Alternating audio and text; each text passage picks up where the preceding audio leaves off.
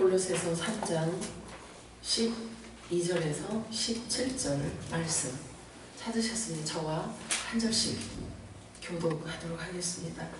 그러므로 너희는 하나님이 택하사 거룩하고 사랑받는 자처럼 긍휼과 자비와 겸손과 온유와 오래 참음을 옷 입고 누가 누구에게 불만이 있거든 서로 용납하여 피차 용서하되 주께서 너희를 용서하신 것 같이 너희도 그리하고 이 모든 것 위에 사랑을 더하라.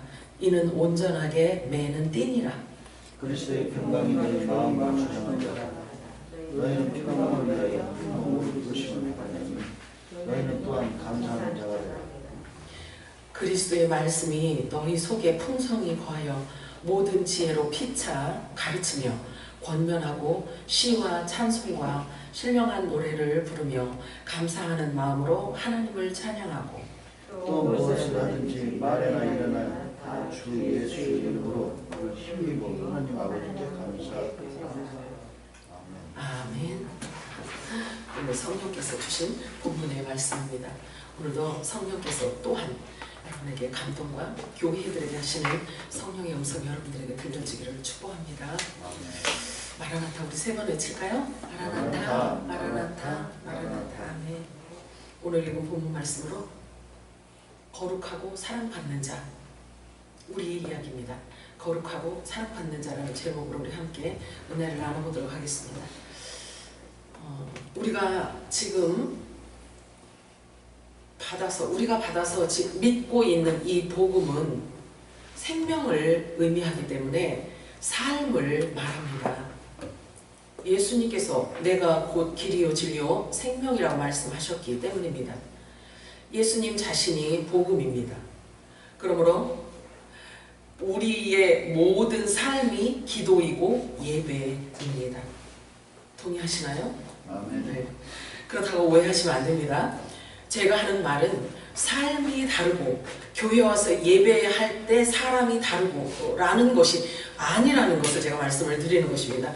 그러므로 삶은 예배의 연장입니다. 어떻게 생각하면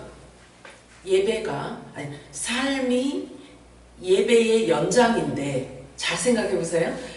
우리의 삶이 예배의 연장이에요. 우리가 이 땅에 존재하는 이유와 목적이기 때문에 그렇습니다.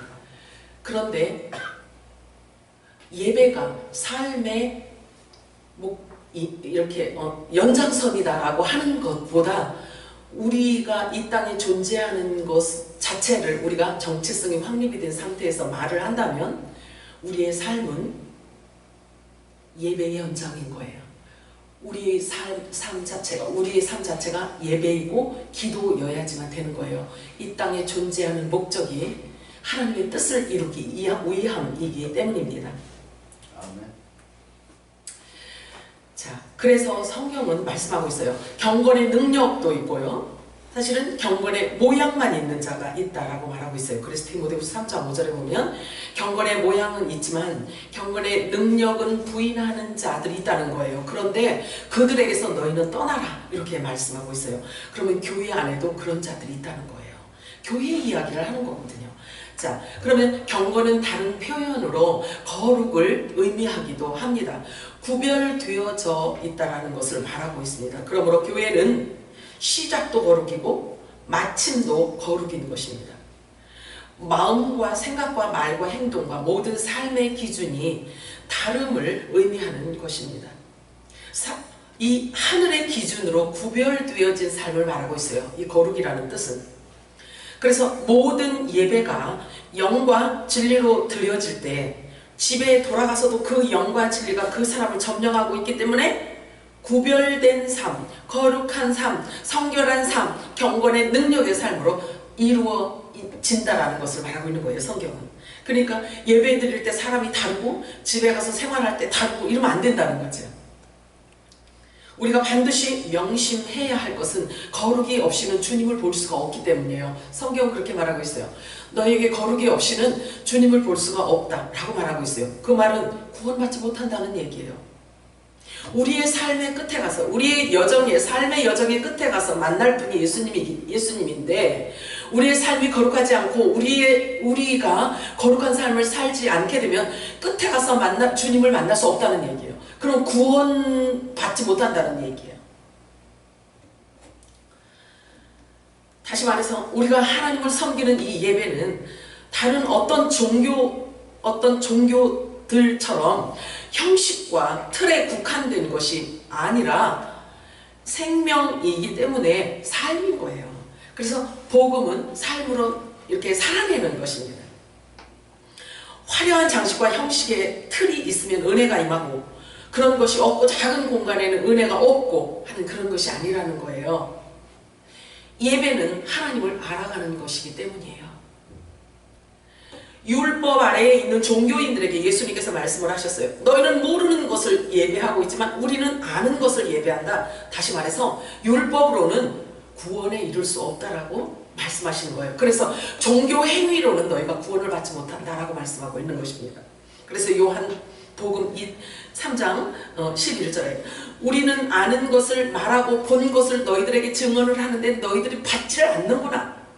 이 복음을 받지를 않는구나. 이게 실제 예배인데 너희들이 알고 우리가 예배하는데 이것을 너희들에게 주는데도 너희들은 받지를 않는구나. 이렇게 말씀하시는 거예요. 그리고 요한복음 4장 22절에 너희는 알지 못하는 것을 예배하고 있지 우리는 아는 것을 예배하노니 이는 구원이 유대인에게서 남이니라. 내가 메시아야. 너희들이 그동안에 그렇게 성경을 연구하고 성경 안에 그 메시아가 누구인지를 너희들이 그렇게 연구해왔지 그게 나야 라고 했는데 못 알아봐요. 알아듣지를 못해요. 자, 그런데 거기에 중요한 게 있어요. 뭐냐면 하나님은 영이셔요. 그래서 예수님께서 말씀하시는 것도 영이 성령께서 임하시지 않으면, 성령의 기름 부심이 없으면 어떤 말도 이해가 안 돼요. 깨달아지질 않는 거예요. 영으로 깨달아지지를 않기 때문에 이 종교인들에게는 종교 영으로 가득 차 있기 때문에 예수님이 무슨 얘기를 해도 알아듣지를 못해요. 그래서 모든 예배는 영과 진리로 예배드리라고 했잖아요. 그리고 저와 여러분 자체가 성전이라고 했단 말이에요. 그렇기 때문에 저와 여러분이 집에서 예배를 드리든 두 사람이 예배를 드리든 세 사람이 예배를 드리든 성전에서 나오는 이 기름 부심이 있어질 때에 하늘과 연합이 되어지고 하나가 되는 거예요. 주님이 받으시는 그런 예배가 되는 거예요. 그래서 성령으로 기름을 부어 교통이 이루어지지 않으면 하나님을 알 길이 없어요. 이 땅의 지식으로는 아무리 알고자 해도 결국에는 지식으로 끝나게 되어 있어요. 이 땅의 지식과 철학으로는 하나님을 알 수가 없습니다. 거기에는 길이 없기 때문에 그렇습니다. 아무리 욕심을 내어도 항상 배워도 진리의 지식에 이르지 못해요. 세상 지식으로는 그래요. 디모데후서 3장 5절에서 7절 한번 다시 읽을게요. 시작. 경건의 모양은 있으나 경건의 능력은 부인하니 이 같은 자들에게서 내가 돌아서라. 그들 중에 나무의 집에 가만히 들어가 어리석은 여자를 유인하는 자들이 있으니 그 여자는 죄를 중히 지고 여러 가지 욕심에 끌린 바 되어 항상 배우나 끝내 진리의 지식에 이를 수 없느니라. 여기서 여자가 또 나오네요. 그죠? 이 율법 아래에 있는 자를 말하고 있어요. 종교의 영에 걸려있는 자들을 말하고 있는 거예요. 그런데 이 여자는요, 열심히 배운대요. 성경을 굉장히 열심히 배우고 항상 배운대. 항상 배우고는 있으나 진리의 지식에 이르지 못하기 때문에 결국은 종으로 그냥 남아있다는 거예요. 종으로 남아있다는 거예요. 어리석은 여자라고 말하고 있어요. 율법 아래 종으로 있는 자를 일컬어 어리석은 여자 이렇게 말하고 있습니다. 세상 철학과 인간 지식의 끝은 반드시 죽음입니다. 그래서 철학은 영생으로 인도할 수 없는 세상 지식일 뿐입니다. 그러므로 아무리 영생을 사모한다 해도 철학으로 가면 죽음이에요. 성경에 영생이 있음을 알고 그처럼 연구하였던 유대인들이 결국은 종교로 돌아가 버리고 메시아인 예수 그리스도를 알아보지 못한 것과 똑같아요.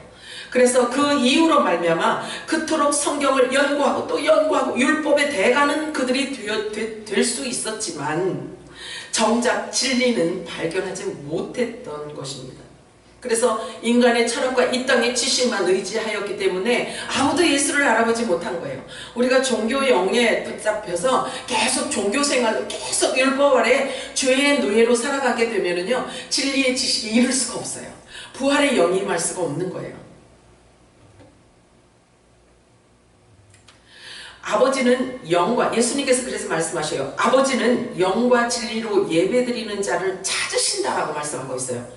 그래서 우리가 예배를 진지하게 생각해야 되는 게 뭐냐면, 과연 영과 진리로 드려지는 예배인가를 우리가 진중히 생각을 해야 되는 거예요. 어디서든지 마찬가지예요. 우리가 어느 교회를 가든 어디서든 예배를 영과 진리로 드려지고 있는지를 봐야 되는 거예요. 그래서 영과 진리로 예배를 드려진다는 것은 진리 안에서 성령의 기름 부심과 감동을 입고 말씀을 통해서 아버지의 마음을 알고 하나님 나라의 비밀을 알고 아버지가 이 땅에 계획하신 섭리가 뭔지를 알아서 주님을 경배하는, 이것이 영과 진리로 드려지는 예배인 거예요. 그래서 예배는 종국적으로 하나님을 알아가는 겁니다.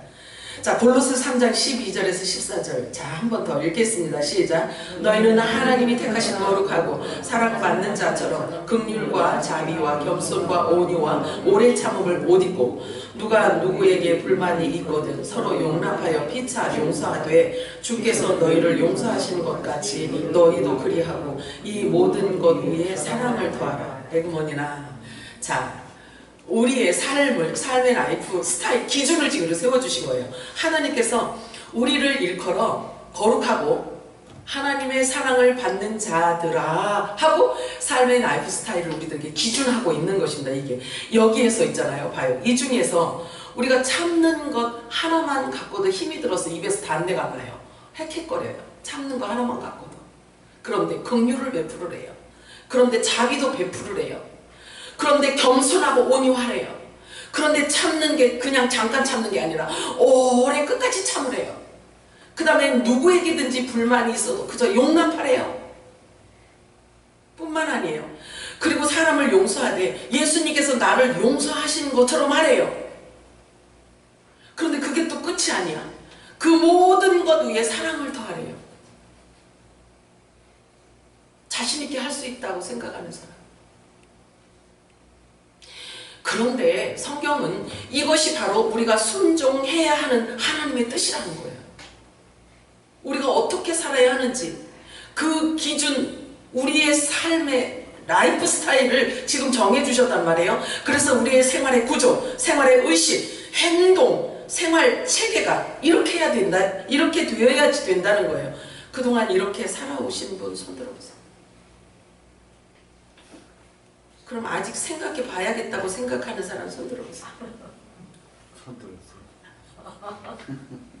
그럼 앞으로 이 말씀이 이렇게 하나님이 우리들에게 명령하셨고, 우리가 하나님께서 우리를 인쳐주시기를 너희는 거룩한 자고 내 사랑을 받는 자다 라고 해서 우리 정체성이 바뀌었어요. 그러면 하늘로부터 나은 자들이에요, 우리가. 자, 우리의 이 정체성이 바뀐 상태에서 그럼 앞으로 이렇게 살아야 되겠다라고 생각하는 사람 손 들어보세요. 안 되는 사람은 뭐지? 주여, 뭐지? 아버지. 이러한 것들은 사람이 스스로 노력해서 되는 것이 아니기 때문에 많이 안다고 많이 배웠다고 되는 게 아니에요. 성령으로 기름 부심을 받고 우리 안에 그리스도의 말씀으로 풍성하게 담겨져 있을 때 그 진리의 말씀이 나를 그렇게 끌어가는 거예요. 만들어 주시는 거예요. 그렇게 되어가는 거예요. 그래서 우리 안에 그리스도의 말씀으로 풍성하게 담겨져 있을 때 그 진리의 성령께서 우리 입과 몸을 사용해 주시는 것입니다. 나를 통로 삼아서. 그래서 성령께서 말씀을 증언해 주시고 그 말씀 자체의 능력을 나타내 주시는 것입니다. 그래서 말씀이 일을 하시고 말씀의 능력이 나를 통해서 나를 통로로 삼아서 나타나게 되어지는 것입니다. 그것이 그리스도의 권세가 임한 것입니다. 이것이 성령의 권세인 것입니다. 그래서 그리스도의 권세가 임한 이들, 말씀이 그 안에 임하여서 그 말씀이 그 사람을 끌어가고 진리로 끌어가고 진리의 말씀에 권능이 따르게 되어지는 이런 자들의 정체성을, 이들이 정체가 누구이냐예요. 이들의 정체는 누구냐? 성경은 그들을 기록하고 있어요. 어떤 자들인지 한번 우리 확인해 볼까요? 그들이 누구인지. 저와 여러분이에요. 근데 성경이 이렇게 기록하고 있어요. 마태복음 19장 28절 시작. 예수께서 이르시되 내가 진실로 너희에게 이르노니 세상이 새롭게 되어 인자가 자기 영광의 보좌에 앉을 때에 나가는 너희 열두 보좌에 앉아 이스라엘 열두 지파를 심판하시리라.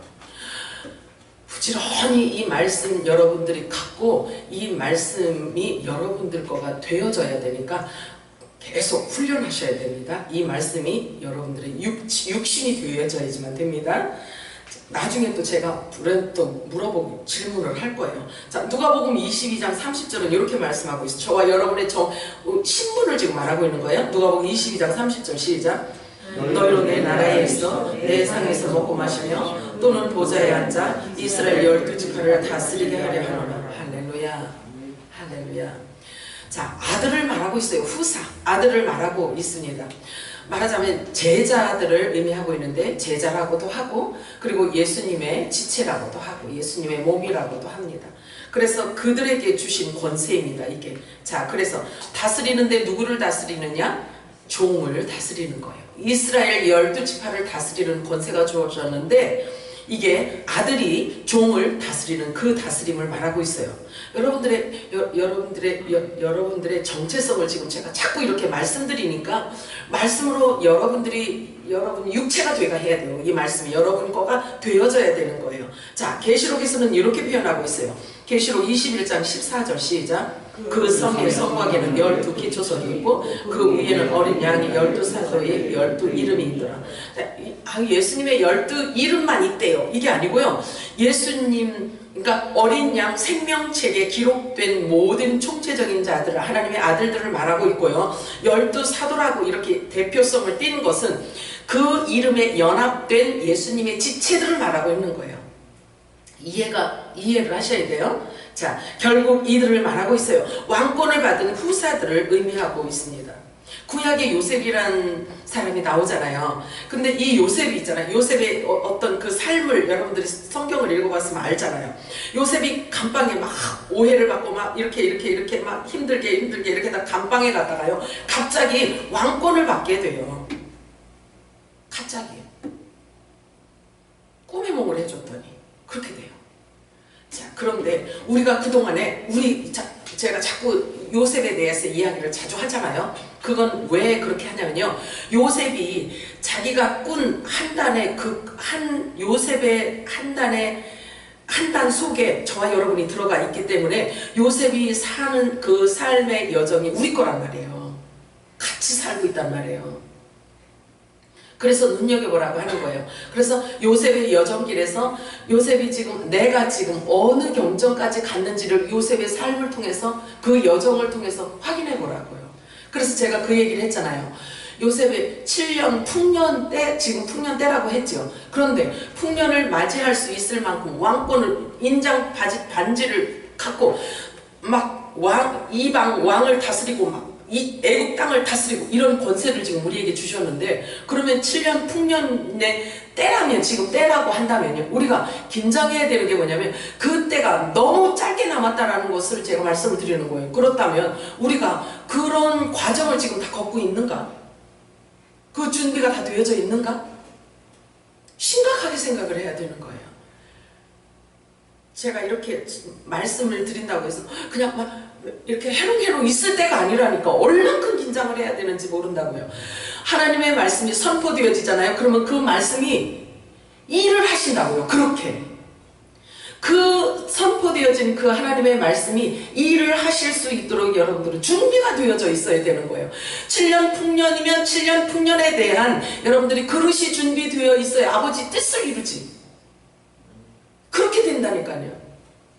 그냥 무조건 말씀 선포되어진다고 좋아할 게 아니에요. 사실은 이것도 사실은요 진중하게 생각을 해서 말씀도 선포되어져야 되는 거예요. 근데 급하니까 자꾸 하는 거예요. 제가 자꾸 그러니까 이렇게 월반하라고 하는 거예요. 자꾸 뭐 8살 먹었는데도 저기 하버드대에 나온 천재가 있더라고요. 그렇게 월반하세요. 여러분 그냥 막 월반하세요. 메시지 주면 그 메시지를 여러분들이 받고 육체가 되게 하세요.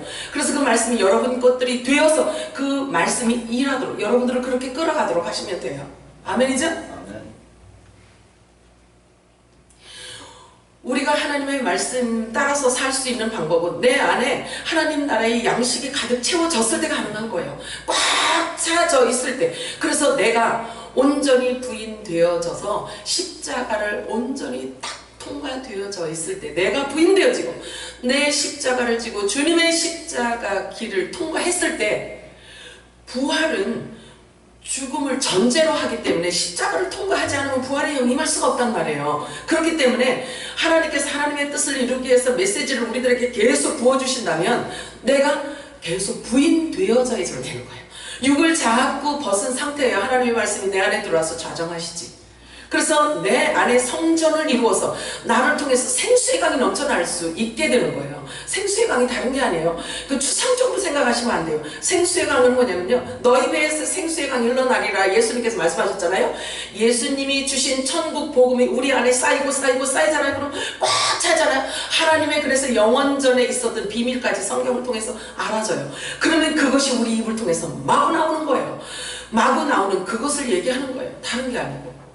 그래서 기름 부으심이 뭐냐? 천국 복음이 우리 안에 채워지는 것을 기름 부음이라고 하는 거예요. 성찬식 여러분 뭔지 아세요? 성찬식은 영원한 복음이 우리들에게 이렇게 막 던져질 때, 주어질 때, 이게 성찬식이에요. 하나님의 비밀이 전해지고 하나님의 말씀이 전해지고 내가 아멘으로 받아먹으면 이게 성찬식이라고. 그래서 내가 영의 사람으로 자꾸 바뀌는 거죠. 그래서 내 안에 성전에서 생수의 강이 넘쳐 흘러나서 누구를 만나도 천국의 비밀을 얘기해 줄 수 있고, 복음에 대해서 얘기해 줄 수 있고, 우리의 본향에 대해서 얘기해 줄 수가 있고, 우리가 어떻게 해서 주의 사함을 받았는지에 대한 화목직책의 사명을 감당하는 거예요. 이게 성찬식인 거예요. 성찬식. 이해가 안 돼도요, 자꾸 들어보세요. 그러면 제가 헛소리 하는 게 아니라는 것을 알게 될 거예요. 자, 이것이 바로 하늘에서, 자, 골로새서 지금 3장 읽었죠, 우리? 자, 이것이 바로 하늘에 속한 자들의 라이프 스타일이에요. 그래서 첫째는 하늘 양식으로 우리 안에 싸져야 된다는 거죠. 채워져야 된다는 거예요. 하늘 양식으로. 그것을 기름 부음이라고 말해요. 예수 그리스도의 지체라 할지라도요, 예수님께서 주시는 생수를 마시게 될 때에 비로소 사망의 길에서 생명의 길로 돌아서게 되는 것입니다. 마지막 때 성령의 기름 부으심은 하나님께서 신부들에게 약속한 언약이기 때문에 반드시 부어주시기는 해요. 그러나 제가 말씀드리면 여러분들이 알고 깨달아서 구해야 되는 거예요. 그래도 구해야 할지니라 이렇게 말씀하고 있어요. 그래서 세상 우상에게 절하지 않은 자, 만몬신에게 결혼하지 않은 자, 자기 자신이 우상이 되어 있지 않은 자, 즉 바알과 결혼하지 않은 남은 7천인을 말하고 있는 거예요. 이게 예수 그리스도의 제자이고 지체인 것입니다. 성경에 남은 7천인이라는 이야기가 나오잖아요. 그죠? 그게 누군가? 하나, 둘, 셋, 넷, 7천. 이게 아니고 예수 그리스도의 지체를 말하고 있어요. 그러니까 예수님의 제자들 이름에 연합된 자들을 일컬어서 남은 7천인 이렇게 얘기하는 거예요. 그래서 이 남은 7천인을 뭐라고 설명을 하냐면, 우상에 절하지 않고 만몬신과 결혼하지 않고 돈에 매이지 않고 세상에 종되지 않은 자들을 말하고 있습니다. 그래서 거룩하고 구별된 삶으로 좁은 길을 걸어오면서 주님만을 사랑하고 그분에게 마음을 빼앗겨 있는 사람에게 하나님은 하나님의 사랑을 입혀주신다라고 말씀하고 있습니다. 성령의 기름 부으심은 교회들에게 필요하기도 하지만 신랑 되시는 예수 그리스도께서 우리 신부인 우리가 필요하기 때문에 이 언약을 반드시 이루십니다. 그래서 늦은 빛 성령의 기름 부으심을 이 마지막 때 저와 여러분에게 부어주시는 거예요. 신부가 필요하기 때문에 그런 거예요. 신부가 준비를 해야 되기 때문에 그런 것입니다. 자, 그래서 이와 같은 사실을 알고 있다면 우리의 마음 눈을 정말 유일하신 신랑 되시는 예수 그리스도에게 집중을 해야 됩니다. 우리의 마음 눈을 신랑에게로 향해야 합니다. 주님을 사랑하는 마음을 멈춰지면 안 돼요. 계속적으로 더 크고 더 깊어지게 해야만 하는 것입니다. 우리가 주님을 사랑하고 주님을 향한 그 소망과 그 사랑하는 마음은요, 날이 가면 갈수록 더 커지고 깊어져야 돼요. 그동안의 신앙생활 이렇게 많이 해왔으니까 이제는 좀 방학을 할까? 그럼 큰일 나지. 자, 그래서 너무 많은 일로 염려하지 마세요. 어떤 분 그런 얘기를 하더라고요.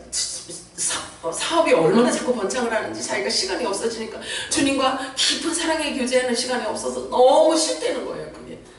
그래서 그 마음을 난 100% 이해를 해요. 너무너무 많은 일들로 인해서 염려가 주어지면 주님을 향한 그 애틋한 사랑의 교제 시간이 줄어진단 말이에요. 그러다가 기회를 놓치면 안 되잖아요. 자, 마태복음 13장 22절 읽어볼까요? 시작. 가시떨기에 뿌려졌다는 것은 말씀을 들으나 세상의 염려와 재물의 유혹에 말씀이 막혀 결실하지 못하는 자요. 너무 염려가 많고 너무 근심 걱정이 많고 너무 노후 대책에서 어찌 살고 고민하다 보면 하나님의 말씀을 은혜로 받았다가도 다 망가뜨리면 다 잃어버리고 다 떠내려간다는 거예요. 너무 염려가 많지 않도록 잘 컨트롤하시기 바랍니다. 뿐만 아니라 우리는 매일매일의 선택이 있잖아요. 그래서 우리는 항상 좋은 편을 선택해야 합니다. 좋은 편을 선택해야 됩니다. 자, 성경에 보면은요, 아주 바쁜 마르다가 있어요. 왜냐면 그냥 자기 일로 바쁜 게 아니에요. 예수님 때문에 바빠요, 이 마르다는. 그런데 가만히 앉아서 주님 발치에 앉아가지고요, 그냥 귀만 예수님한테 쫑긋하고 있는 마리아가 있어요. 그냥 예수님 위해서 막 부엌에서 밥도 하고 뭐도 하고 막 예수님이 손님으로 오셨으니까 예수님을 막 이것저것 해드리고 싶어하고 너무 바쁜 마르다가 있어요. 언니야, 이건 언니. 마르다하고 마리아는 자매예요. 그런데 언니가 그렇게 바빠. 예수님을 잘 공경하고 대접하기 위해서 너무 바빠. 그런데 마리아는요, 세상에 손 하나 까딱 안 하고 예수님 앞에 앉아가지고요, 턱 쳐들고 앉아서 귀만 내밀고 있는 거예요. 자, 그러면 둘 중에 누구를 칭찬했을까요? 누구를 칭찬했을까요? 자, 여기 읽어볼게요. 자, 이들의 행동을 한번 봅니다. 누가복음 10장 39절에서 42절 우리 같이 읽습니다. 시작. 그에게 마리아라는 동생이 있어 주의 발치에 앉아 그의 말씀을 듣더니 마르다는 준비하는 일이 많아 마음이 분주한지라 예수께 나아가 이르되 주여 내 동생이 나 혼자 일하게 두는 것을 생각하지 아니하시나이까? 그를 명하사 나를 도와주라 하소서. 주께서 대답하여 이르시되 마르다야 마르다야 내가 많은 일로 염려하고 근심하나 몇 가지만 하든지 혹은 한 가지만이라도 족하니라. 마리아는 이 좋은 편을 택하였으니 빼앗기지 아니하리라 하십니다. 언뜻 생각하기에는요, 예수님을 위해서 이렇게 막 땀을 흘리면서 막 이렇게 부지런히 움직이는 마르다를 예수님이 칭찬하실 것 같은데 아니에요. 내용을 보니까 그렇지 않고 예수님 앞에서 턱 쳐들고 앉아서 귀 하나만 쫑긋하고 귀 하나만 갖고 예수님 앞에 앉아 있어요. 마리아는. 그런데 예수님께서는요, 그 마리아를 칭찬해요. 얘가 더 좋은 것을, 더 좋은 쪽을 선택하였다, 이렇게 말하고 있어요. 자, 우리가 매일매일 뭔가를 선택하면서 살아갑니다. 그죠? 그 선택을 할 때요, 정말 우리가 잘 유의해야 돼요. 아버지가 기뻐하시는 것을 먼저 선택하고 그 방향을 설정을 해야 되는 거예요. 그래서 사람이 보는 관점과 하나님이 보시는 관점이 다르다는 거예요. 그래서 영적인 사람은 항상 영의 눈이 예민하고 영적으로 예민하여서 삶 재반사가 영의 눈으로 바라볼 수 있는 그 통찰력이 있어야 돼요. 여러분들에게 그런 통찰력이 있기를 축복합니다. 자, 예수님께서 자신의 집에 손님으로 오셔서 이렇게 했는데 예수님이 바라보는 관점은 사람이 보는 관점과 다르다는 얘기예요. 자, 우리도 항상 우리가 하나님 보시기에 하나님의 관점으로 볼 때 하나님께서 너 오늘 좋은 편을 택했구나, 이런 칭찬을 매일 들으시기 바라요. 아멘. 자, 이제 내 신분의 정체성을 확립했다면 앞으로는 반드시 달라져야 돼요. 거룩하고 성결하게 달라져야 되고 진실하고 품위 있게 달라져야 돼요. 그리고 아름다운 신부의 모습으로 변해가야 돼요. 자꾸 바뀌어가야 됩니다. 성령의 열매, 빛의 열매를 맺어가야만 하는 것입니다. 그동안 내가 걸치고 있던 이 누더기 옷을 이제는 벗어버려야 돼요. 종교 틀에 매여있는 종교 프레임에 의해서 율법에 의한 나의 의로 말미암아 입혀졌던 이 너덜너덜 걸치고 살았던 이 교만한 마음과 이제는 그 모든 자기 의의 옷을 이제 내려놓아야 돼요. 하나님은 그걸 하나도 값어치게 생각을 안 하시거든요. 우리의 영적인 눈이 떠지고 나면 즉각적으로 달라지게 되어 있어요. 보는 관점이 달라지게 되어 있습니다. 그래서 저는 우리 샘물교회가 실로하는 연못, 베데스다 연못이 되게 해달라고 기도하고 있어요. 아멘. 영적 눈은요, 우리의 믿음을 계속 성장시켜 가기 때문에 영적 눈이 뜨이는 게 너무 중요해요. 믿음은 들음에서 난다고 했잖아요. 그죠? 자, 이제부터 우리에게 주어지는 마지막 때 늦은 비 성령의 기름 부으심은요, 초림 때 오순절의 성령의 기름 부으심보다 더 강력하다고 주님 말씀하셨어요. 그러므로 저와 여러분이 깨끗하게 준비만 되면 강력한 성령의 역사가 나타나게 되어 있어요. 믿으시기 바랍니다. 7 영을 보내주실 것이고, 예수님께서 그렇게 말씀하신 대로 너희가 나보다 더 큰 일을 하리라 이렇게 말씀하셨거든요. 그럼 여러분들이 진지하게 한번 생각해 보세요. 우리가 예수님보다 더 큰 일을 한다고? 그러면 그것을 퀘션으로 마음에 두고 질문하세요. 하나님 앞에. 예수님보다 더 큰 일이 도대체 뭘까요? 여러분들이 한번 질문해 보세요. 성경에는 그게 기록이 되어 있어요. 질문해 보세요. 저에게 깨닫게 하신 것과 여러분들에게 깨닫게 하시는 것이 같이 오는지 한번 제가 나중에 질문을 해볼게요. 너희가 나보다 더 큰 일을 하리라 이렇게 말씀하고 있어요. 마지막 때 성령의 비가 임할 때 그때는 나보다 더 큰 일을 하리라 이렇게 말씀합니다. 여러분들이 예수님보다 더 큰 일을 하신대요. 아멘. 자, 마지막 때 부어주시는 이 부활 생명은요, 하늘로부터 오는 것이기 때문에 미리 내 안에 천국을 맛보면서 살 수 있도록 해주신다는 약속인 것입니다. 그리고 이 평강과 안식과 기쁨은 천국으로부터 오는 것이기 때문에 세상이 주는 것과 같지 않아요. 그래서 환경을 능가하고 세상을 이기는 거예요. 그래서 세상을 감당하지 못하는 자가 되는 거예요. 이게 기름 부으심이 있으면 그렇게 되는 겁니다. 하늘의 기쁨을 맛본다는 것은요, 이미 내 안에 천국이 임했다는 증거예요. 그래서 하나님 나라의 문이 열린 거예요.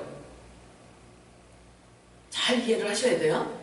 내 안에 하늘의 기쁨을 맛본다는 것은 이미 내 안에 천국의 문이 열렸다는 거예요. 그러면 천국을 들락날락 할 수 있는 특권이 주어졌다는 얘기예요. 이걸 알아야 내가 활용을 하지, 그죠? 그렇게 아셔야 돼요. 성경 말씀은 그렇게 연결해서 우리들에게 말씀하고 있기 때문에 그래요. 그래서 그 문이 열렸기 때문에 그 생수의 강이 내 안에 들어와서 적셔지게 되는 거예요. 그래서 저와 여러분의 입을 통해서 나가게 되는 것입니다. 그 분이 바로 예수 그리스도이신 거예요. 성경은 너무나 오묘하고 신비하고 그 안에 진리가 넘치고 그 안에 계시의 영과 지혜와 총명의 영이 가득 담겨져 있습니다. 여러분들의 영안이 열려 이 모든 것들이 다 보여지기를 축복합니다. 하나님의 7 영이라는 뜻은 뭘 의미하냐면요, 하나님이 영원 전에 하나님 계획하신 하나님의 그 뜻이 말씀 안에 기록되어져 있는 이 비밀이 열린다는 얘기예요. 다 마지막 때이기 때문에 열어주신다는 거예요. 그래야 추수를 다 하죠. 종들도 추수하고 백성도 추수하고 하죠. 그래서 아들들에게 부어주시겠다라고 한 약속인 거예요. 이 7 영이. 자꾸 기도하세요, 여러분. 7 영 주세요. 7 영 주세요. 이것이 예배인 거예요. 이 7 영의 기름 부으심이 예배인 거예요. 우리가 성령이 거하시는 성전이기 때문에, 우리의 몸이 성전이기 때문에 생수의 강이 흐르게 되어 있어요.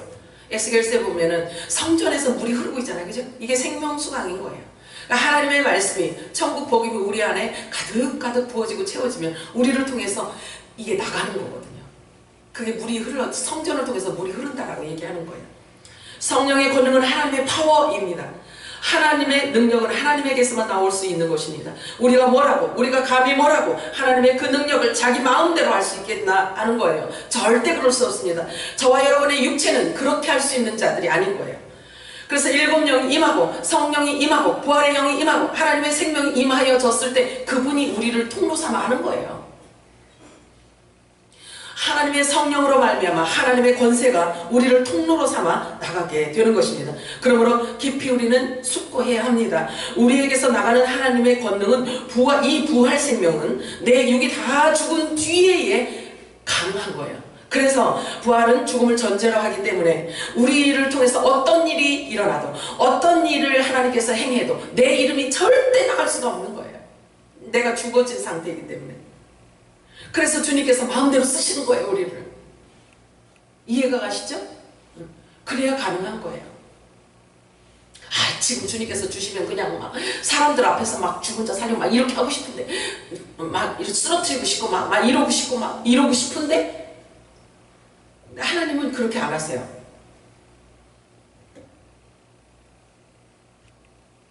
성령의 기름 부심으로 가득 차 있을 때 성령께서 그 권능을 우리를 통해서 행하시는 것입니다. 나라는 존재는 이미 십자가에 못 박혀 죽었기 때문에 하나님의 부활 생명이 임하게 되는 것입니다. 그러므로 어떠한 현상에도 절대로 자신의 이름을 내보낼 수가 없는 거예요. 교만해질 수가 없지요. 자기 이름을 낼 수가 없어요.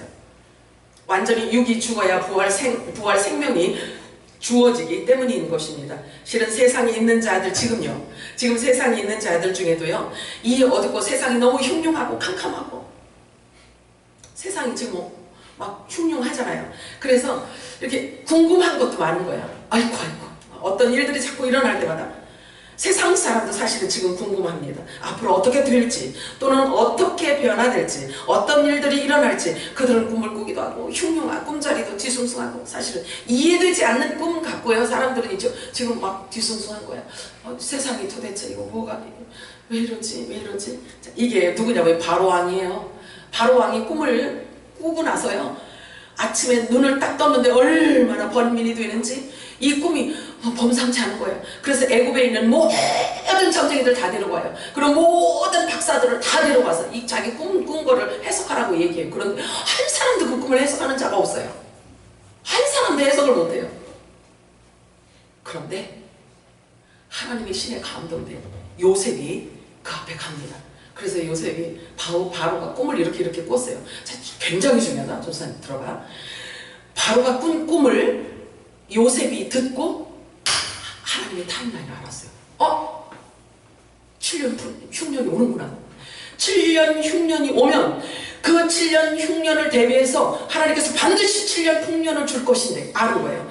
그래서 시기를 아는 거예요. 하나님의 때를 아는 거예요. 성경은 그렇게 하나님의 오묘한 진리를 우리들에게 알게 하세요. 그래서 성경을 통해서 하나님의 타임라인을 알게 해요. 그리고 시기를 알게 해요. 어떤 일들이 막 일어나잖아요. 이렇게 막 홍수가 일어나고 막 지진이 일어나고, 지금 지진 난리가 아니죠, 그치? 봤어요? 그런 것들을 막 세상 지식을 익히려고 하는 게 아니라 하나님의 시간표를 알기 위해서 우리는 그걸 상식적으로 보아야 되는 거예요. 그래서 그런 것들을 이렇게 보면 역사의 흐름을 잘 보십시오. 온 세상이 지금 어떻게 흘러가고 있는지를 보잖아요. 그러면 성경이 알아줘요. 하나님의 시간표가 알아지는 거예요. 그래서 막 이런 일들이 막 일어나잖아요. 그러면 마태복음 24장에 뭐라 그러면 이런 일들이 일어날 거예요. 지진이 일어나고 싸움이 일어나고 전쟁이 일어나고 막 화산 폭발이 일어나고 막 홍수가 일어나고 이런 일들이 일어날 거야. 그런데 끝이 아니야 라고 해요. 자, 그러면 우리가 하나님이 우리를 부르시기 전까지 어떤 일들을 우리가 당하게 될지를 몰라. 어떤 일들을 겪게 되고 어떤 일들을 우리가 겪게 될지를 모르기 때문에 긴장해야 되는 거예요. 영적으로 깨어있으라는 얘기야. 그래서 자꾸 순교신앙으로 가라고 하는 얘기가 그건 거예요. 우리를 어디까지 우리를 끌고 가실지 모르기 때문에 그런 거예요. 아멘이죠? 아멘. 긴장하셔야 돼요. 진짜로. 자, 그러므로 세상 왕인 바로가 요셉을 일컬어서 하나님의 신에 감동된 자라고 말해요. 아무도 어떤 점쟁이도 모르고 몰라요. 아무도 모르는데 그 꿈을 요셉만 알아. 그러니까 요셉을 일컬어서 뭐라 그러냐면요, 네가 하나님의 신에 감동된 자로다, 이렇게 얘기를 해요. 그 이야기를 딱 하니까 요셉이 딱 빛의 자녀는 이렇게 다른 거예요. 우리 역할이란 말이에요. 이방인 최고의 왕이잖아요. 그잖아요. 최고의 왕을 딱 다스린다. 자, 그러면 이제 왕이 이렇게 꿈 해몽을 이렇게 해줬잖아요. 그러니까 딱 얘기를 해요. 그러면 어떻게 하면 좋냐? 이제 왕이 물어봐요. 그럼 어떻게 하면 좋을까? 그럼 방법도 가르쳐줘야지. 그러니까 요셉이 딱 얘기. 원래 있잖아요. 노예로 끌려갔잖아요. 애국으로. 노예로 끌려갔는데 글쎄 그렇게 왕을 다스리는 자리로 가게 하면 저와 여러분이 얘기야. 지금 저와 여러분이 종처럼 맨날 율법 아래서 맨날 그냥 어차피 이렇게 맨날 찌그러져서 이렇게 우리가 살았잖아요. 우리 존재감을 몰랐잖아요. 그 지금 요셉이 이렇게 빛의 아들로 드러나는 이것은 우리를 지금 드러내시는 거란 말이에요. 이것이 보여지는 것은 저와 여러분은 아들들을 일으키시겠다라는 뜻이라니까요. 이게 왜 지금 드러날까요? 마지막 때니까 드러나는 거예요. 추수할 자들이 있기 때문에 종들을 우리 보기 말씀하시는 거예요. 얘들아, 너희들 빨리 이 말씀이 이거야. 그러니까 너희들을 통해서 저 종들을 빨리 깨워. 저 종들을 추수해야 되니까 이거거든요. 이 사인이에요. 분명히 하셔야 돼요. 아멘. 빛을 비추는 자를 말하고 있어요. 그래서 성령의 권능이 부어진 자를 말하고 있습니다. 요셉은. 그래서 빛을 비추는 자, 세상도 마찬가지예요. 신실한 성령의 기름 부음 받은 자들을 원하고 있어요. 천국의 모든 비밀을 풀어주기를 원하고 바라고 있는 거예요. 이것이 바로 천국 열쇠를 가진 자들이 이 가장 어두운 때에 해야 할 일들인 거예요. 천국 열쇠를 그냥 갖고 그냥 장난치라고 준 게 아니잖아요. 그죠?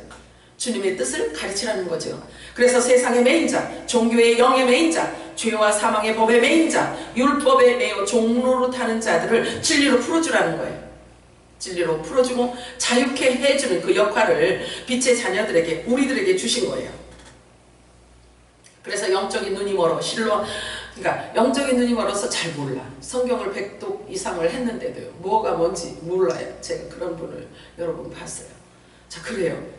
그래서 빛의 자녀들에게, 하나님의 아들들에게, 후사들에게 주신 천국 열쇠를 받은 자들을 일컬어 화목직책을 맡은 자라고 말을 하고 있어요. 화목직책, 잊어버리지 마셔야 돼요. 이거 절대로. 화목직책을 받은 자, 화목직책을 받은, 우리 보고 화목직책을 받은 자라고 말씀하고 있어요. 그래서 화목해 하는, 이게 무슨 뜻이냐면, 화목직책이 뭐냐면요, 설명을 드리면 이 얘기예요. 우리가 받은 천국 비밀 복음을, 이 천국 복음을 누군가에게 이렇게 전해주는 거예요. 그러면 이 전해주는 이 소리를 듣는 자가 율법의 종로릇해서 애고댐 놓고 있는 자들에게 이 메시지를 줄 때 이가 눈이 떠지고 하나님과 화목하게 이루어지는 거예요. 원수 되었던 그 종이 하나님과 화목을 이루어지는 거예요. 그 직책, 그 말씀을 우리들에게 주신 거예요. 이게 영원한 복음인 거예요. 지금 계속 제가 전해드린 이 말씀 그거예요. 자, 그래서 성경은 이들을 화목직책을 맡은 자들이라고 말하고 있고요. 그리고 빛의 자녀들이라고 말하고 있습니다. 그래서 우리가 빛의 자녀들이기 때문에 우리를 통해서는 뭐가 이렇게 발산이 되냐면 빛이 발산되는 거예요. 그리고 그들에게 성경은 이렇게 말하고 있어요. 이제 일어나라, 빛을 발하라, 이렇게 말씀하고 있어요.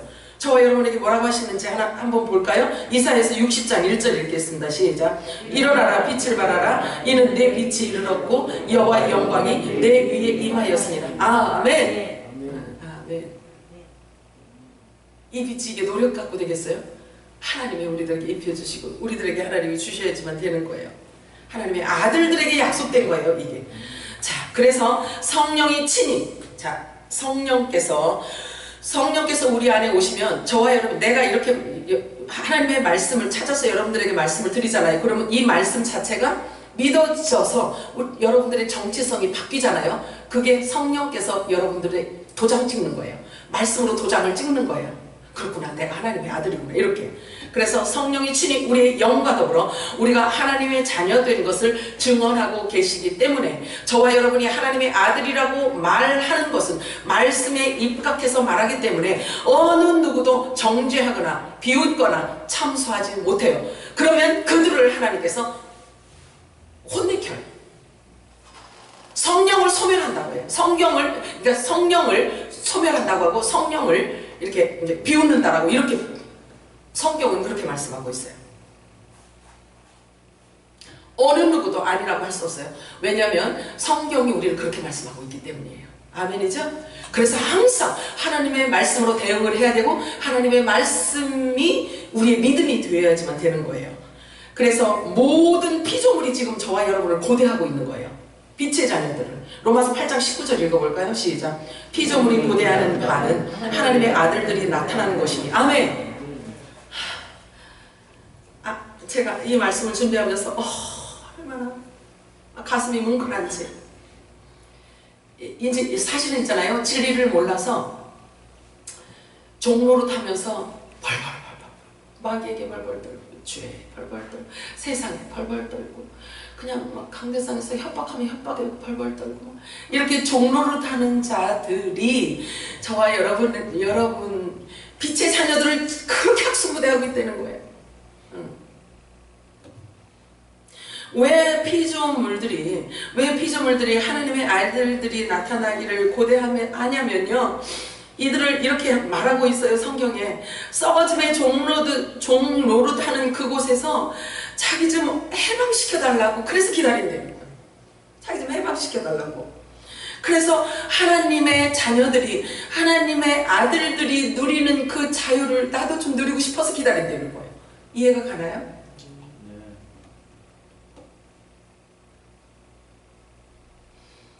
율법 아래에 눌려있는 자 중보해야 해요. 그리고 기도 많이 하셔야 돼요. 그러면 성령께서, 우리 안에 빛이 되시는 성령께서 알게 해주세요. 누구를 어떻게 기도해야 되는지, 어느 민족을 어떻게 기도해야 되는지, 아버지가 어떤 일을 하고 싶어 하시는지를 알아줘요. 그래서 진리로 자유케 해줘야지만 되는 것입니다. 여러분 혹시 자유로우신가요? 신앙생활 하는 거? 자유로우세요? 자유롭지 않으면 아직도 종로로 타고 있다는 건데? 자, 요한복음 20장 23절 읽어볼까요? 저와 여러분에게 오신 성령께서 우리를 이렇게 말씀하세요. 요한복음 20장 24절 시작. 내가 누구의 죄를 사하며 사하여 것이요 누구의 죄든지 그대로 두면 그대로 있으리라 하시니라. 아멘. 이 권세와 사명을, 이 몫을 저와 여러분에게 주신 거예요. 자, 그래서 요거를 그냥 이렇게 문자적으로 여러분들이 생각하고 싶은 대로 생각하시면 안 돼요. 이게 뭐냐면 네 죄든지 사하며 사하여질 것이요, 이 이야기는 그가 율법 아래서 종로로 타고 있는 자들에게 진리를 말해주는 걸 말해요. 그러면 거기로부터 자유를 얻는 거예요. 그 속박에서부터 자유를 얻고 아들의 자유 안으로 들어오게 하는 거예요. 그래서 성경을 막 그냥 내 마음대로 막 해석하고 막 이렇게 해왔던 것도 조금은 당분간은 좀 내려놓으세요. 그래서 성경이 뭐 어떻게 이렇게 해석하고 어떻게 열어가는지에 대해서 조금 말씀 들은 뒤에 여러분들이 생각하시기 바래요. 자, 마태복음 16장 19절 볼까요? 시작. 내가 천국 열쇠를 네게 주리니 내가 땅에서 무엇이든지 매면 하늘에서도 매일 것이요 내가 땅에서 무엇이든지 풀면 하늘에서도 풀리리라 하시고. 아멘. 이 천국 열쇠는요, 종으로 있는 자들을 풀어주는 역할을 해야 되는 거예요. 그래서 하늘의 비밀을 갖고 주는 거예요. 그래서 매여있는 자를 풀어주는 거예요. 자유롭게 풀어주는 거예요. 자, 여기 보세요. 네게 주리니 라고 했죠. 네게 주리니. 근데 이게 예수님께서 베드로에게 말씀하셨어요. 그런데 베드로 단수를 썼는데요, 베드로 개인에게만 국한되어 있다라고 사람들이 착각할까봐 뒤에 또 말씀하셔요. 그 다음에 18장 18절 시작. 진실로 너희에게 이르노니 무엇이든지 너희가 땅에서 내면 하늘에서도 매일 것이요 무엇이든지 땅에서 풀면 하늘에서도 풀리리라. 아멘이죠. 성경은 그래서 어떤 한 구절 딱 갖고 그것만 갖고 있지 막 물고 늘어지고 이래가지고 되는 게 아니에요. 성경은 어딘가에서 또 풀어주는 키가 있어요. 그래서 그렇게 총체적으로 놓고 보아야지만 되는 거예요. 자, 피조물이 고대하는 자들이 바로 하나님의 아들들인 것입니다. 즉 제자들을 말합니다. 제자는 예수 그리스도의 지체 곧 신부들을 말하고 있습니다. 그래서 마태복음 13장에 보면은 그들을 일컬어 좋은 시 천국의 아들들이라고 말하고 있어요. 마태복음 13장 36절에서 40절 읽어볼까요? 시작. 이에 예수께서 우리를 떠나사 집에 들어가시니 제자들이 나와 이르되 밭의 가라지의 비유를 우리에게 주소서. 대답하여 이르시되 좋은 씨를 뿌리는 이는 인자요 밭은 세상이요 좋은 씨는 천국의 아들들이요 가라지는 악한 자의 아들들이요 가라지를 뿌리는 원수는 마귀요 추수 때는 세상 끝이요 추수꾼은 천사들이니 그런즉 가라지를 거두어 불에 사르는 것 같이 세상 끝에도 그러하리라. 자, 교회 안에 가라지와 말곡이 있대요. 그죠? 좋은 씨가 있고요, 좋은 씨가 있고 가라지도 있고 막 뭐죠? 악한 자도 있고요, 악한 자의 아들도 있고요, 원수도 있고요, 마귀도 있고요. 그렇대요. 교회 안에 그렇다잖아요 지금. 그치? 그런데 그래서 이 교회 시대 넉 달 되는 이 2000년 동안의 교회 시대, 성령 시대에 교회가 이렇게 부흥이 되고 이렇게 교회가 많이 세워지기도 했지만 정말 마귀도요 정말 열심히 일했어요. 마귀가 얼만큼 열심히 일했는지를 지금 나타나잖아요. 뭐 가지고 우리가 알 수 있냐면요, WCC와 WEA와 그러니까 NCCK예요. 뿐만 아니라 교회 안에 지금 동성욕 찬성자들이요 얼마나 많은지 모른대. 동성애자 목사님도 그렇게 많대요. 그리고 교회 안에 적그리스도의 영이 지금 창궐해 있어요. 얼마나 마귀가 열심히 일했으면 이럴까요? 정말 아무도 넘볼 수 없는 이러한 굵직굵직한 이러한 단체들을 만들어서 인기도 얻게 하고 부도 주었고 명예도 주었고 강력한 힘도 줘. 이게요, 사단이 얼마나 부지런히 일했는지 몰라요. 결과 열매 보면 알잖아요. 그런데 보세요, 이 단체들 있죠.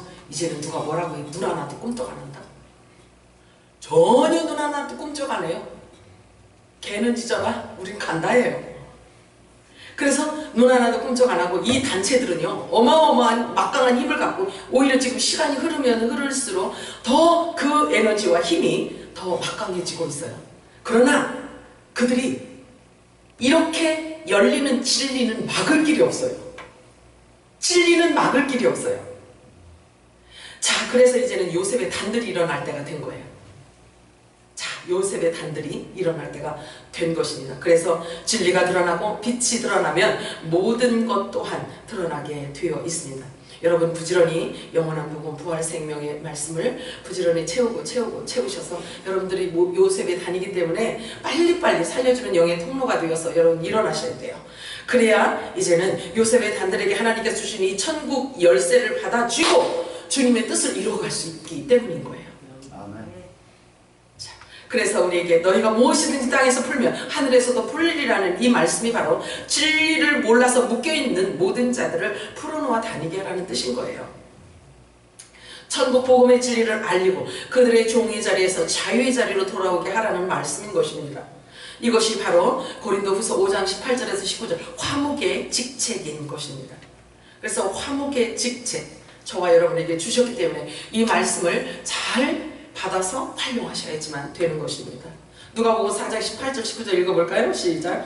주의 성령이 내게 임하셨으니 복음을 전하게 하시려고 내게 기름을 부으시고 나를 보내사 포로된 자에게 자유를, 눈먼 자에게 다시 보게 함을 전파하며 눌린 자를 자유롭게 하고 주의 은혜의 해를 전파하게 하려 하심이라 하였더라. 아멘. 은혜의 해에 그 시간을 빨리 전해야 되는 거예요. 본래 이 말씀은요, 구약 이사야 선지자가 메시아 예수 그리스도께서 오시면 이 말씀이 너희들에게 성취될 것이다 라고 예언한 말씀인 거예요. 이 말씀이. 그런데 지금은 그리스도의 재림이 가까웠기 때문에 그 지체들에게 주시는 메시지예요. 지금 이 지체들에게 해당되는 말씀인 것입니다. 그래서 아들들, 화목직책의 말씀을 받은 자들을 통해서 하나님의 종들을 마지막 추수를 해야 하기 때문인 것입니다. 그래서 진리의 말씀에서 벗어나서 하나님과 멀어졌던 자들을 진리의 말씀으로 돌아오게 해서 하나님과 화목하게 해주는 아들들의 역할인 것입니다. 그래서 영적으로 죽은 자들에게도 외쳐주어야 하는 거예요. 우리는 외치면 돼요. 나사로야 나오라. 이 외침은 살려주는 영, 부활의 생명의 말씀을 의미하고 있습니다. 그래서 천국 열쇠를 가진 자들이 얼굴에서 수건을 걷어내 주어야 돼요. 꽁꽁 동여 매진 이 수족을 풀어줘야지만 그들을 자유롭게 하기 위해서 풀어줘야 되는 거예요. 그래서 얼굴에 수건이 쓰여져 있다고 고린도전서 보면, 그죠? 율법 아래 있는 자들을 말하는 거예요. 율법 아래 있는 여자들은 얼굴에 수건을 계속 쓰고 있어요. 머리에 뒤집어 쓰고 그러고 있어요. 자, 요한복음 11장 43절 에서 44절 읽어볼까요? 시작. 이 말씀을 하시고 큰 소리로 나사로에 나오라 그러시니 죽은 자가 수족을 배로 동인채로 나오는데 그 얼굴은 수건에 쌓였더라. 예수께서 이르시되 풀어놓아 다니게 하라 하시니라. 아멘. 자, 수건을 벗겨주는 것도 마씀을 통해서 벗겨줘야 되고, 그 다음에 이 베옷을 입고 나오는 것도 이게 의미가 있어요. 베옷을 입고 나오는 것도요, 이 땅에 남아있는 염소 있죠. 여자들. 이 땅에 남아있는 여자들 중에, 염소 중에 여호와께 바쳐진 자들이 있고, 아사셀에게 바쳐진 자가 있죠. 그런데 여호와께 바쳐진 자들이 베옷을 입고 나오는 거예요. 이게 그것을 의미하고 있어요. 이렇게 천국 복음 생명의 말씀은 사람을 살려줍니다. 그리고 모든 것을 바꿔 놓습니다. 사람의 말이 바뀌게 하고 생각이 바뀌게 하고 마음이 바뀌게 하고 지식에까지 천국의 관점으로 다 바꿔지게 만들어 줍니다. 성경에서 애국은요, 세상을 대표하는 표현이에요. 성경에서 말하는 애국은요, 세상을 아주 표현하는 방법이에요. 세상을. 그리고 왕도 마찬가지요. 애국 바로 왕 하면은요, 세상 임금의 대표성을 갖고 있어요. 그래서 여기 말씀에 보면은요, 세상을 대표하는 애국의 세상의 임금을 대표하는 이 바로 왕과 이 요셉하고 차이는요 엄청나요. 근데 요셉은 하늘의 사람이고 세상을 대표하는 애국과 왕하고의 이 관계를 한번 우리가 읽어봐요. 그러면 요셉은요, 하늘의 사람이기 때문에 이 땅의 사람들이, 형제들이 요셉을 싫어하는 거예요. 미워하는 거예요. 보세요. 성경을 잘 한번 읽어보세요. 성경 안에 요셉은 12지파 안에 안 들어가요. 태어나서 시작부터가 그는 하늘의 사람으로 이미 하나님께서 드러내고 있어요. 왜냐하면 그 한 달에 첫째 부활의 첫 열매자들이 그를 상징해서 하나님께서 기록하고 싶었기 때문에 그런 거예요. 그래서 지파 안에 들어가지 않습니다. 자, 그래서 요셉이 드디어 세상의 빛의 아들로 등장하는 모습을 보게 되는데요. 본래 종의 아들들은요, 자유자의 아들을 괴롭히잖아요. 갈라디아서도 보면 그렇잖아요. 그치? 그래서 종의 아들은 자유자의 아들을, 그러니까 이스마엘은 이삭을 막 괴롭히잖아요. 자꾸. 그죠? 지금도 똑같아요. 그때나 지금은. 주님께서 예전에 저에게 그런 말씀을 하시더라고요. 얘야, 사람의 생각을 말이야, 예전이나 지금이나 똑같단다. 이러셨어요. 그러니까 이 정신세계나 이 생각세계가 같다는 거예요. 그걸 말씀해 주시더라고요. 그래서 하늘에 속한 자는요, 세상 사람이, 종들이 지들하고 같지 않기 때문에 그냥 미워하는 거예요. 막 미워하는데 그냥 미워하는 게 아니라 죽여요. 막 너무 죽이고 싶을 정도로 미우니까 막 죽여버리잖아요. 그래서 요셉이 형제들에 의해서 이 구덩이 안에 집어쳐놓잖아요. 너 거기서 죽어 이러잖아요. 그런데 꺼내주지만 또 이렇게 양심에 찔려서, 왜냐면 하나님의 뜻을 이루어야 되니까, 그죠? 형이 이렇게 꺼내준단 말이에요. 그래서 그 대신에 노예로 돈을 받고 팔자 이라고 파는 거예요. 그래 애국으로 끌려간 거잖아요. 이 정도로 싫어하는 거예요. 이 정도로. 진리를 갖고 있는 자들을 비진리로, 율법으로 종로로 타는 자들은 그렇게 싫어하는 거예요. 그러니까 그런데 성령께서 오셔서요, 저와 여러분의 영의 눈을 열어주시고 신령한 비밀을 알게 하는데, 누가 막을 건데 이거를? 못 막아요. 이렇게 드러나는데 자꾸 빛이? 이걸 어떻게 막아? 세상에 그거 하나님께서 방해받지 않게 하려고 이렇게 지하 구석에 넣어놨다. 아유 주여. 해석 잘하죠. 자, 창세기 41장 37절에서 44절 읽겠습니다. 시작. 바로가 그의 신하들에게 이르되 이와 같이 하나님의 명에 감동된 사람을 우리가 어찌 찾을 수 있으리요 하고, 요셉에게 이르되 하나님이 이 모든 것을 내게 보이셨으니 너와 같이 명철하고 지혜 있는 자가 많도다. 명령에 걱정하리니 내가 너보다 높은 곳은 내 왕자뿐이니라. 바로가 또 요셉에게 이르되 내가 너를 애굽 온 땅을 총리가 되게 하느냐 하고, 자기의 인자 반지를 베어 요셉의 손에 끼우고 그에게 세마포 옷을 입히고 금사슬을 목에 걸고 자기에게 있는 거금수레에 그를 태우매 무리가 그의 앞에서 소리 지르기를 엎드리라 하더라. 바로가 그에게 애굽 전국을 총리로 다스리게 하였더라. 바로가 요셉에게 이르되 나는 바로라. 애굽 온 땅에서 내 허락이 없이는 수족을 놀릴 자가 없으리라. 아멘? 이 말씀이 어떻게 보여지는지 궁금해. 우리 전도사님 어떻게 보여지는지 궁금해. 자, 이게 분명히 이게 빛의 아들 우리들인데요. 근데 요거 기가 막힌 거예요. 이 말씀. 이게 지금 우리에게 하시는 말씀인 거예요. 우리를 일곱 영을 우리들에게 기름 부어 주셔서 빛의 자녀로서 이제 일어나서 빛을 발해야 할 그때에, 세상이 가장 어두울 때, 죄악으로 가득 차 있을 때, 진리가 감춰져 있고 막 이러할 때, 이 어둠이 있을 때 일으킨다. 빛의 자녀들을 이제 일으킨단 말이에요. 일으키는데 보세요. 세상 왕까지 다스리잖아요. 나는 너의 다스림을 받는다. 내가 갖고 있는 것은 이 의자 이거 하나밖에 없어. 너도 나를 다스린다. 이러는 거예요. 자, 이게 굉장히 영적인 의미예요. 이게 뭘 의미하냐면요, 빛의 자녀들이 일어나서 천국 복음을 열고, 비밀을 열고, 성경을 열고, 진리를 열면 있잖아요, 세상의 왕들도 하나님이 계획하신 그 뜻대로 이루어진다라는 것을 빛의 자녀들을 통해서 알아줘요. 들어야 되는 거예요. 그래서 지금이 어느 시점인지를 안다는 거예요. 그래서 빛의 자녀들은 하나님의 뜻을 알고 깨달아서 전하잖아요. 그치? 그러면 그 전해지는 그것이 아버지의 뜻을 이루는 거란 말이에요. 그래서 하나님의 시간표를 아는 거예요. 그래서 이렇게 정신 차리세요. 깨어 있으세요. 주님 오실 길을 예비하세요. 이런 일도 성경이 깨달아져서 얘기할 수가 있는 거예요. 그래서 그 소리가 듣고 깨달아지는 자들은 그렇구나. 성경의 시간표가 이렇게 되었구나. 이렇게 알아진다고요. 그런데 뭐 이러면요 가야 돼요. 아사살에게 가야 되는 거예요. 자, 자기 형제들로부터 미움을 받아서 죽으라고 내쫓겨졌는데요. 세상 임금으로부터는 그냥 형제들보다 더 나아요. 이 세상 임금이 너는 하나님의 신에 감동된 자로구나. 너의 다스림을 받을게. 나도 얼마나 지혜로니. 세상 왕만도 못해. 이 형제들은요.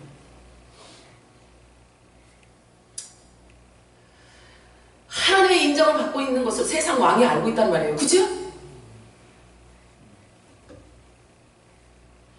신에 감동한 사람이라고 말하고 있어요. 이게 성령의 기름 부심인 거예요. 성령. 이 영이 있어야 돼요. 우리에게. 이 영, 성령. 이 성령은요. 이 신은 세상의 온갖 잡신, 만신을 다스리는 신이에요.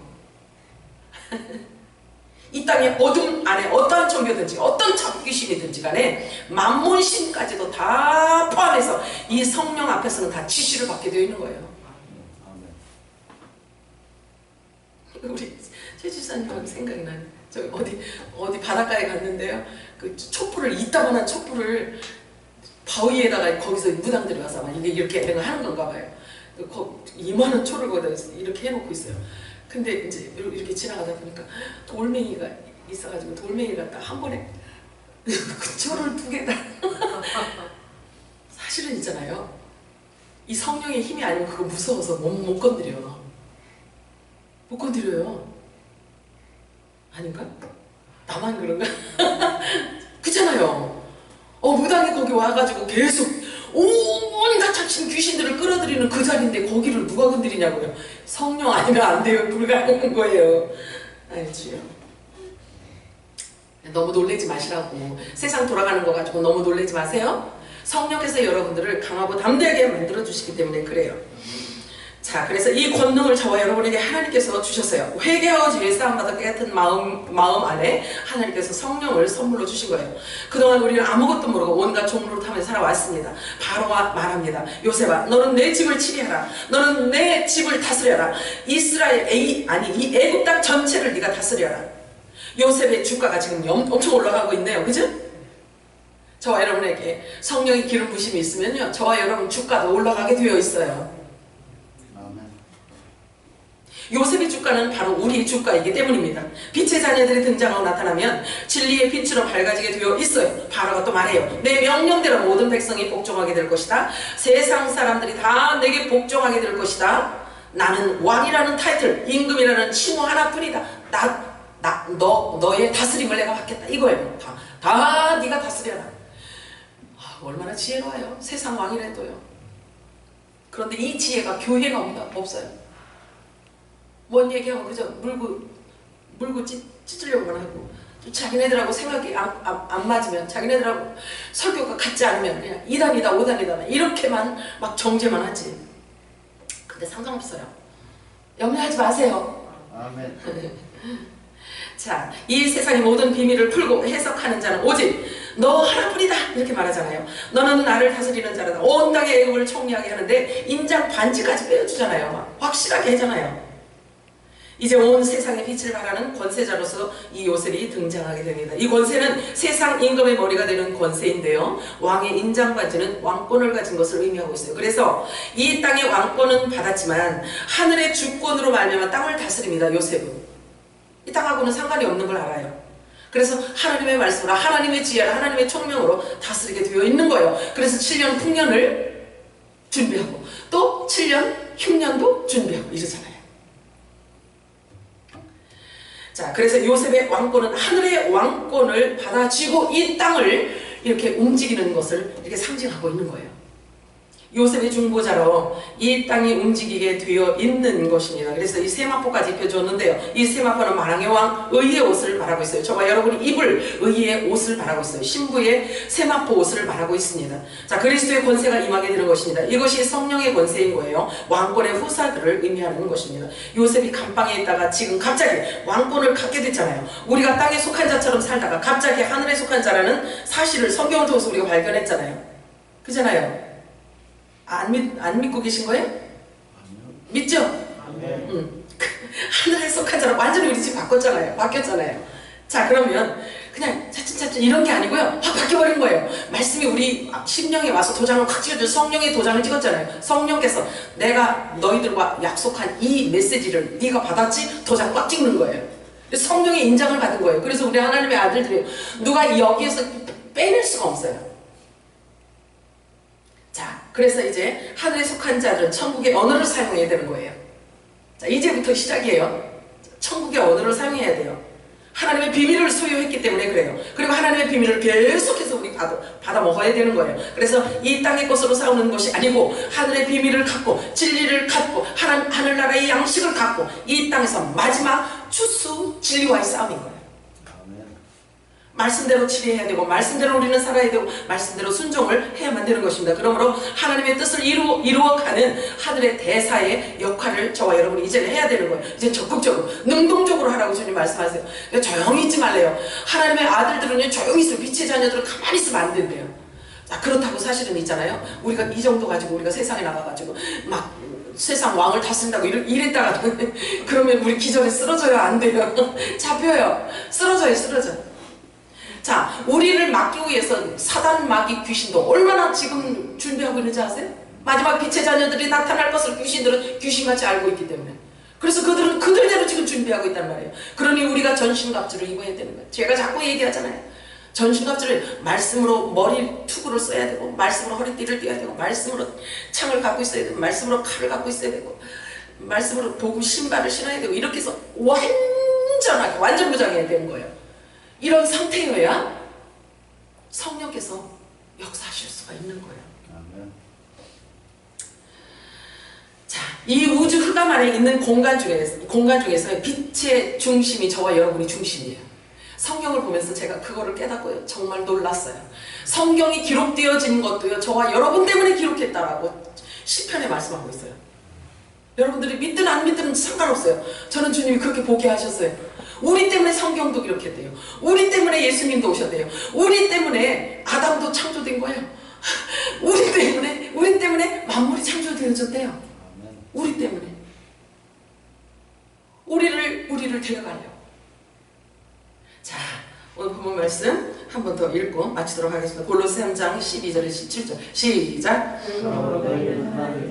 거룩하고 사랑받는 자처럼 긍휼과 자비와 겸손과 온유와 오래 참음으로 옷 입고 누가 누구에게 불만이 있거든 서로 용납하여 피차에 서로에 용서하시니까 주님도 너희도 그리하고 이 모든 것에 사랑을 더하라.